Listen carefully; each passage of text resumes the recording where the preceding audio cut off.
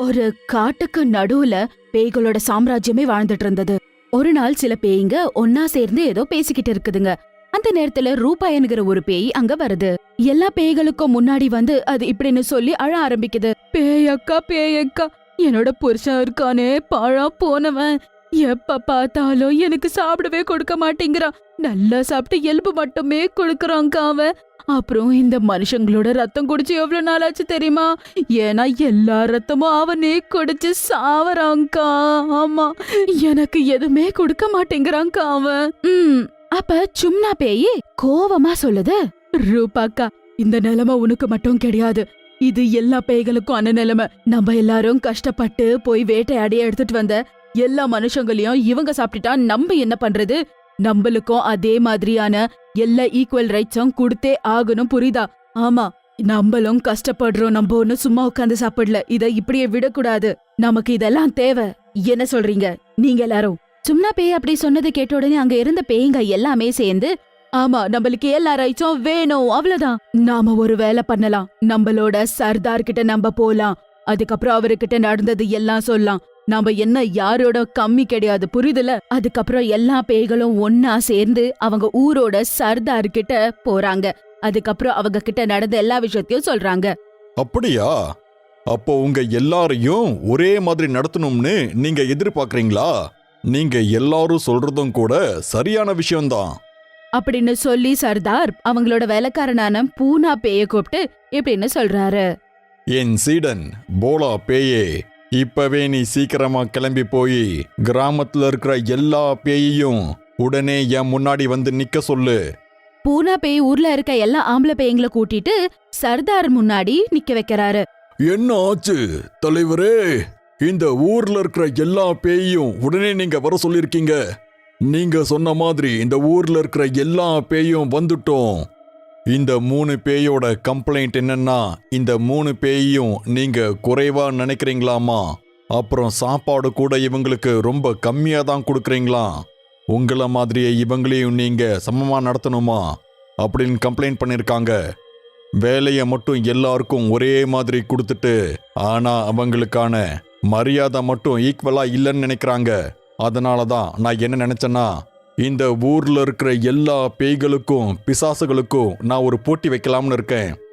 ஆனா தலைவரே, இந்த போட்டியை நீங்க எப்படி நடத்த போறீங்க?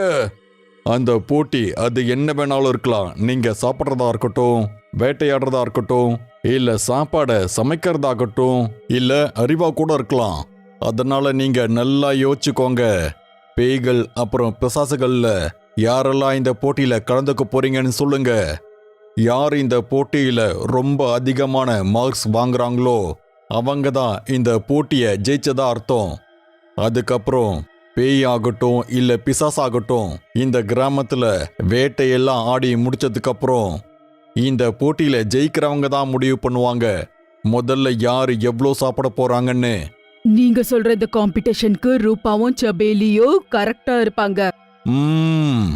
நீங்க சொன்ன இந்த பேய் போட்டியில நாங்க 2 பேரும் கலந்துக்கிறோம். அதாவது கங்கால் பேய் அப்புறம் இந்த காளியா பேய். சரி, நாளைக்கு எல்லா பேயும் பிசாசும் இந்த போட்டிக்காக எல்லாருமே கிரவுண்டுக்கு வந்துருங்க, சரியா? மறுநாள் எல்லா பேய்களும் ஒரு இடத்துல வந்து சேர்றாங்க. அதுக்கப்புறம் சர்தார் ரூபா, அதுக்கப்புறம் சபேலி பேய, அதுக்கப்புறமா காக்கடி, அப்புறம் காளியா பேய ரேஸ்காக நிக்க வைக்கிறாரு. சர்தார் சொன்ன உடனேயே அவங்க ஓடுறத ஆரம்பிச்சிடுறாங்க. ரூபா மற்றும் சபேலி ரேஸ ஜெயிக்கிறாங்க. அதுக்கப்புறம் அவங்க 1 மார்க் ஜெயிக்கிறாங்க. அட, இப்ப என்ன ஆச்சு? நம்மளால இதுல மட்டும்தான் ஜெயிக்க முடியல. நீ வேணா பாரு, கண்டிப்பா அடுத்த போட்டியில நாம தான் ஜெயிக்க போறோம். அடுத்த காம்படிஷன் அது சண்டை போடுறதுக்கானது. ரூபா, காளியா கூட போட்டி போடணும்.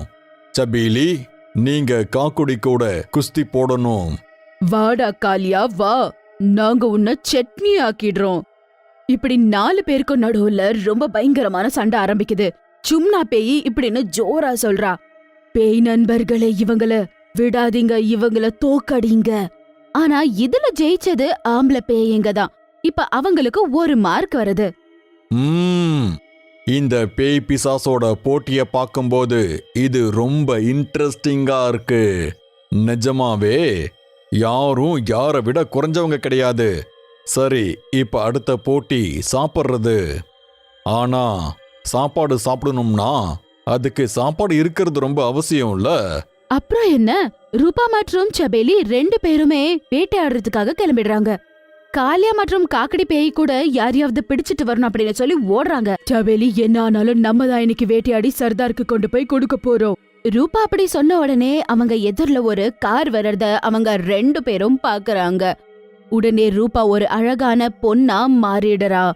அங்க எதிரில வந்துட்டு இருந்த அந்த காருக்கு முன்னாடி போய் நிக்கிறா. கார்ல உட்கார்ந்திருக்க சுந்தர், அவனோட ஃப்ரெண்ட் மனோஜ் அழகான பொண்ணை பார்த்ததும் காரை நிப்பாட்டிடுறாங்க. ரூபா சிரிச்சுக்கிட்டே கார்ல உட்கார்ந்திருக்க அந்த 2 பேருக்கிட்ட சொல்றாங்க, சார், கொஞ்சம் தூரம் வரைக்கும் எனக்கு நீங்க லிஃப்ட் கொடுக்க முடியுமா அப்படின்னு கேட்டதும் சுந்தர் கீழே இறங்கி பின்னாடி டோர் ஓபன் பண்ண போறாரு. அந்த நேரத்துல தூரத்துல இருந்து பேய் வருது. அப்புறம் அவனோட கழுத்தை புடிச்சு மேல தூக்குது. சுந்தர் கத்துறது கேட்ட உடனே மனோஜ் கூட வெளியே வராரு. அப்ப ரூபா கூட அவளோட அழகான ரூபத்திலிருந்து மாறி இப்ப பேயா மாறிடுறா. காலையில் ஆகிறதுக்குள்ளவே இவங்களை நம்ம சர்தார் கிட்ட தூக்கிட்டு போகணும், சீக்கிரம் வா அப்படின்னு சொன்னதும் அந்த 2 பேய்களும் அவங்க 2 பேரோட கழுத்தை புடிச்சு தூக்கிக்கிட்டு அங்க இருந்து காட்டுக்குள்ள நடந்து போயிடுறாங்க. அப்புறம் சர்தார் முன்னாடி அவங்கள நிக்க வைக்கிறாங்க. சர்தார், இன்னைக்கு 1 கிடையாது, 2 புடிச்சிட்டு வந்திருக்கோம். அப்ப அங்க காளியா மற்றும் காக்கடி பேய் வராங்க. காளியா அவனோட தோல் மேல ஒரு ஆளை தூக்கிக்கிட்டு அங்க வராங்க.